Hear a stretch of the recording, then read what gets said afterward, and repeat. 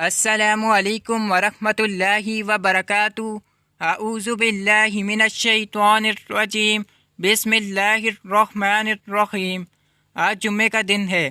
Number 1، کثرت سے درود شریف پڑھیں۔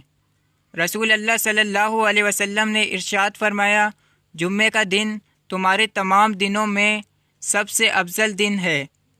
اس دن تم مجھ پر بکثرت درود بھیجو، اس لیے کہ تمہارا درود مجھ پر پیش کیا جاتا ہے۔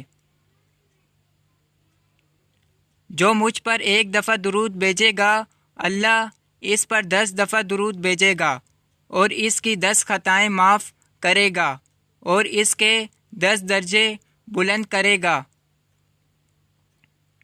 نمبر 2، سورہ کاف کی تلاوت کیجیے۔ جو شخص جمعے کے دن سورہ کاف پڑھے گا، اس کے لیے اس کے قدم سے آسمان تک نور ہوگا، جو قیامت کے دن روشن ہوگا، اور 2 جمعے کے درمیان کے گناہ معاف کر دیے جائیں گے۔ جو شخص جمعے کے دن سورہ کاف کی تلاوت کرے گا، آئندہ جمعے تک اس کے لیے ایک خاص نور کی روشنی رہے گی۔